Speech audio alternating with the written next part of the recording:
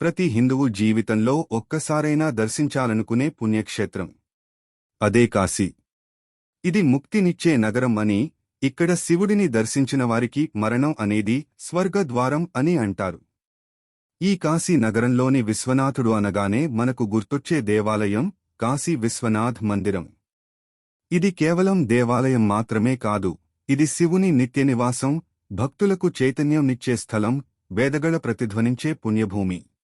ఈ వీడియోలో మనం తెలుసుకుందాం ఈ ఆలయ చరిత్ర, శైవ సంప్రదాయంలో ప్రాధాన్యత, ఇక్కడి ప్రత్యేకతలు, కాశీ విశ్వనాథుని మహిమలు, భక్తులు ఎక్కడి నుంచి వస్తారో, మరణానంతరం కాశీలో ఎందుకు అంతిమ సంస్కారాలు చేస్తారో.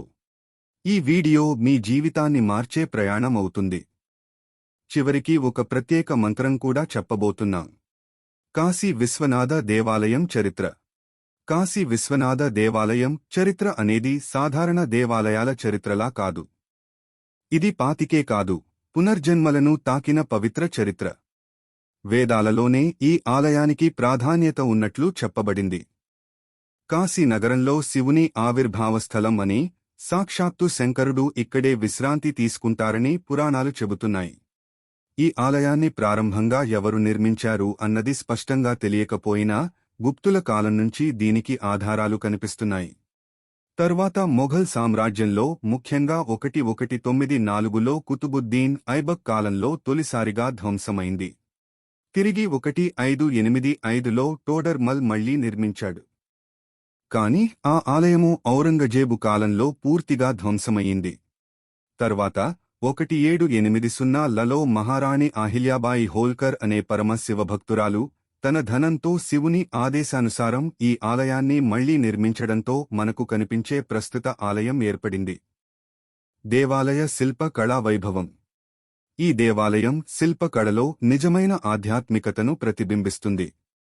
గర్భగృహం లోపల ఉండే లింగాకార శిల, జ్యోతిర్లింగం చుట్టూ విరివిగా వెలుగులు, మంత్రోచ్చారణలు ప్రతిరోజూ వినిపిస్తుంటాయి. అలాగే ఆలయంలోని ద్వారాలు, ప్రహారాలు, పిల్లర్లపై ఉన్న శిల్పాలు నాన్న తాతల కాలపు శిల్పకారుల అద్భుత కళను మనం గమనించగలం. ప్రతి రాతిపై శివతత్వాన్ని ప్రకటించే శిల్పాలు, దేవతల చిత్రణలు, కథనాలు కనిపిస్తాయి. ఈ దేవాలయంలోని జ్యోతిర్లింగం కాశీ విశ్వనాథుడు 12 జ్యోతిర్లింగాల్లో ఒకటి మాత్రమే కాదు, అత్యంత పవిత్రమైనదిగా భావించబడుతుంది. జ్యోతి అంటే వెలుగు, లింగం అంటే శివతత్వం. ఈ లింగంలో బ్రహ్మతో ప్రారంభమై విష్ణు వరకు ముగిసిన త్రిమూర్తుల తత్వాన్ని చూస్తారు. కాశీ నగరం ప్రాముఖ్యత. కాశీ నగరం అనగా వారణాసి ప్రపంచంలోనే అత్యంత పాత జీవంత నగరాలలో ఒకటి. కాలమనే భావనకు అతీతంగా ఉన్న నగరం ఇది. అనాది కాశీ, నిత్య కాశీ అని వేదాలు అంటాయి. ఇది కేవలం భౌగోళికంగా గంగా నదీ తీరంలో ఉన్న నగరం మాత్రమే కాదు, ఇది శివుని స్వగ్రామం. ఆనందవనంగా పిలవబడే కాశీ నగరం మోక్ష ప్రాప్తికి పునీతమైన ప్రదేశం. ప్రతిరోజు అష్టోత్తర శతాభిషేకాలు, గంగా హారతులు, శివపూజలతో ఈ నగరం జీవిస్తుంది. ఇక్కడ అడుగిడిన ప్రతి ఒక్కరి మనస్సులో ఓ ప్రశాంతత, ఓ భక్తిభావం కలుగుతుంది. కాశీ అనుభవం అంటే కేవలం దర్శనం కాదు, అది ఆత్మను శుద్ధి చేసే ప్రక్రియ.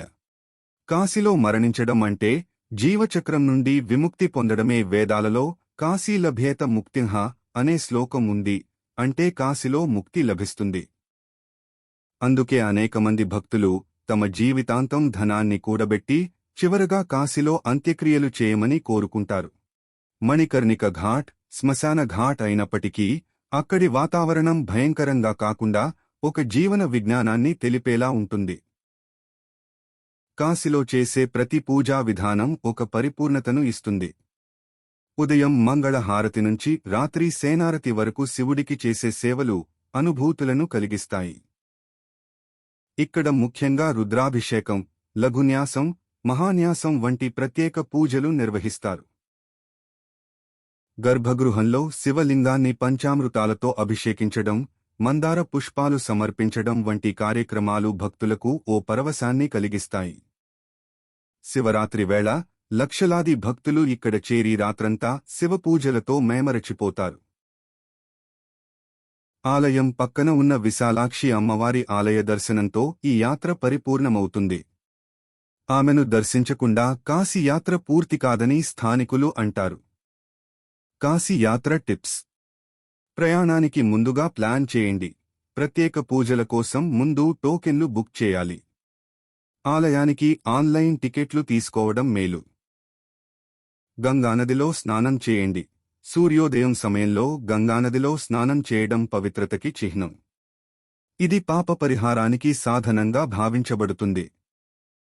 కాశీ విశ్వనాథుని దర్శనం పొందడం అనేది ఒక జన్మలో జరిగే భాగ్యమే కాదు, ప్రతి జన్మలో కోరదగ్గ పుణ్యం. ఈ దేవాలయ చరిత్రను తెలుసుకోవడమే 10 పాపాలను హరిస్తుందని చెబుతారు. ఈ దేవాలయం మనకు ఓ గొప్ప సత్యాన్ని నేర్పుతుంది. జీవితం అనే తపస్సులో శివుని నిత్యం స్మరించాలి. ఈ జన్మలో శివుని ఆశీస్సులు పొందాలని అనుకుంటే కనీసం ఒక్కసారి అయినా కాశీని దర్శించండి. చివరగా ఈ పవిత్ర శ్లోకాన్ని మీతో పంచుకుంటున్నాను, ప్రతిరోజూ జపించండి. కాశీక్షేత్రం ముక్తిక్షేత్రం విశ్వనాథః పునీతయః శివం స్మరంతి యే నిత్యం తేషాం నాస్తి పునర్జన్మః. ఈ వీడియో మీకు నచ్చితే దయచేసి లైక్ చేయండి, సబ్స్క్రైబ్ చేయండి, మీ మిత్రులతో షేర్ చేయండి. ఈ వీడియో ప్రతి శివభక్తునికి ఓ ఆధ్యాత్మిక మార్గదర్శిగా నిలవాలి. ఓం నమః శివాయ.